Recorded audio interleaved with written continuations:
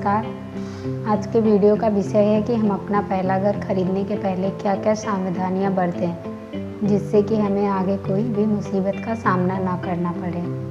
हम सबकी ज़िंदगी में अपनी कमाई से हासिल की जाने वाली सभी चीज़ों की सूची में अपना घर बनाना सबसे बड़ा सपना होता है। जब आप ठीक ठाक कमाने लगते हैं और एक ठीक ठाक सी बचत बैंक में इकट्ठा हो जाती है तो घर लेने का विचार जो होता है वो मन में आ जाता है। परंतु अपना घर खरीदना उतना आसान नहीं है जितना कि कोई और चीज़ खरीदना। आमतौर पर एक मध्यम वर्गीय परिवार में घर एक बार ही खरीदा जाता है, इसलिए उससे जुड़े झंझटों का किसी को भी अनुभव नहीं होता है और अक्सर चोट खा जाते हैं। इसी कारण से हमें पहले शायद अपने इकलौते घर को खरीदते समय कुछ बातों का ध्यान अवश्य ही रखना चाहिए जिससे कि हमें बाद में पछताना ना पड़े।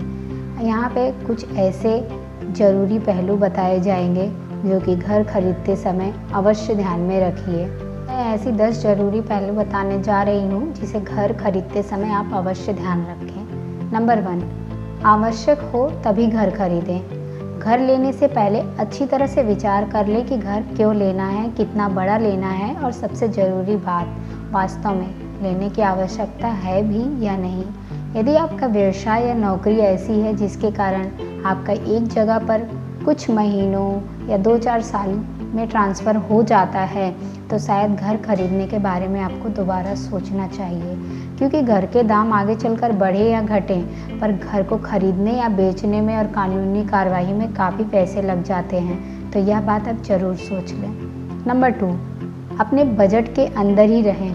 यदि आप घर लोन पर खरीद रहे हैं तो आपको अपने घर की कीमत को और अपने बजट के भीतर ही रहकर खरीदना होगा। लोन लेने के लिए अधिकतम सीमा बैंक तो तय करती ही है, आपको भी अन्य खर्चों और जिम्मेदारियों का ध्यान में ख्याल रखकर अपने पैर उतने ही पसारने चाहिए। मोटे से तौर पर गणना करने के लिए आप ऐसा मान सकते हैं कि किसी भी हालत में आपके घर का बजट आपकी वर्तमान वार्षिक आय की 3 गुना ना हो, वरना आप बाद में पैसों की तंगी महसूस कर सकते हैं। नंबर 3, अपने बैंक के खाते को ठीक ठाक रखें। यदि आप बैंक से लोन लेकर ही घर लेने वाले हैं तो कम से कम 6 महीने पहले से ही अपने अकाउंट्स को अप टू डेट कर लें और दुरुस्त रखें और अपने पिछले लोन को क्लीन कर लें ताकि नए घर लेने के समय आपको बैंक की ओर से कोई अड़चन ना हो। नंबर 4, घर की लोकेशन की जांच कर लें। आप शहर के जिस हिस्से में अपने सपनों का घर लेना चाहते हैं उस जगह के आसपास की सुविधाओं को ज़रूर देख लें, जैसे मेडिकल, स्कूल, शॉपिंग, पार्क, सड़कें, बिजली इत्यादि की जो होती है सब पूछताछ कर लें। अपनी प्राथमिकताओं के आधार पर आप जगह को चुनिए। आज थोड़ी सी ही अधिक कीमत देकर खरीदा गया घर इन्हीं सब सुविधाओं के कारण आने वाले समय में उनकी कई गुना वैल्यू बढ़ जाती है। नंबर 5, किसी भरोसेमंद ब्रोकर की मदद लें। घर ढूंढना, कागज पत्रों की जांच करना, सौदा तय करना, कानूनी पढ़ाई लिखाई उसमें करवाना, दफ्तरों के चक्कर लगाना, ऐसे बहुत सारे काम होते हैं जो कि घर खरीदने समय हमें इंसानों को परेशान कर देते हैं और इसके लिए आप किसी प्रतिष्ठित और भरोसेमंद एजेंट की सहायता ज़रूर लें और उसकी फ़ीस को भी अपने घर के खरीदने में बजट में हो उसे जोड़ना ना भूलें। नंबर 6, क्लीन रिकॉर्ड वाला घर खरीदें। यह आपका पहला घर हो, चाहे दूसरा घर हो या चाहे तीसरा घर हो, सबसे ज़रूरी है घर के कागजों की जांच। इसके लिए आपके ब्रोकर को तो रजिस्टर ऑफिस से सुनिश्चित करना ही चाहिए, लेकिन आपको भी इसके लिए घर के बैकग्राउंड की पूछताछ कर लेनी चाहिए। ऐसा करने से आपको बाद में होने वाली समस्याओं की आशंका तो खत्म होगी ही और बैंक से लोन लेने में भी दिक्कत नहीं होगी। इसके लिए आप बैंक से भी मदद ले सकते हैं, क्योंकि बैंक भी अपनी तरफ से इसकी पूरी जांच करके रखते हैं। कहीं से भी वे किसी विवादित प्रॉपर्टी पर कोई लोन ना दे बैठें। नंबर 7, घर का सही मूल्यांकन करें।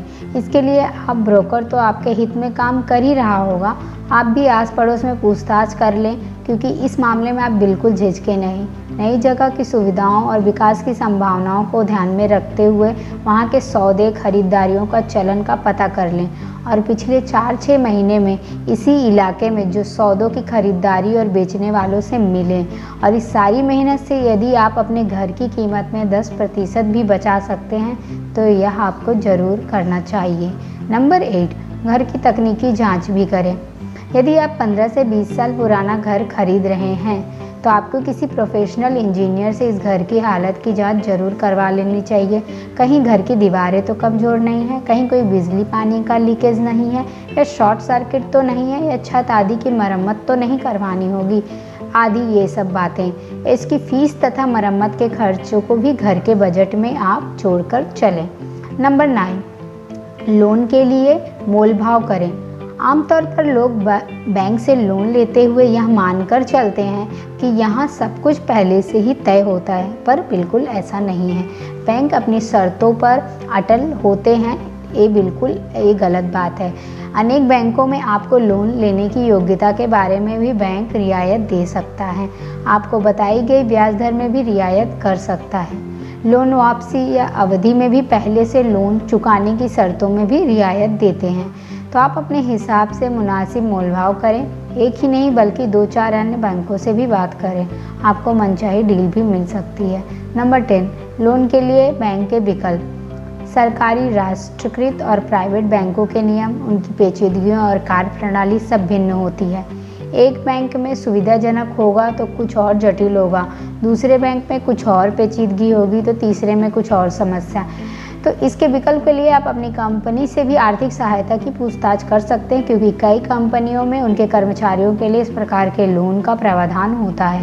या फिर आप बाजार में किसी भी निजी लेन देन वाले व्यक्ति या सहकारी संस्था से भी लोन ले सकते हैं, परंतु ऐसी स्थिति में लोन में कागजात भली भांति पढ़कर उसमें लिखी हर शर्त को समझे तभी आगे बढ़ें। और इसके बाद तो आप जानते हैं प्रधानमंत्री आवास योजना के अंतर्गत आपको पहला घर खरीदते समय 2,67,000 की छूट भी मिलती है। अगर आपको मेरी जानकारी अच्छी लगी है तो इसको लाइक करें और सब्सक्राइब करें। Thank you.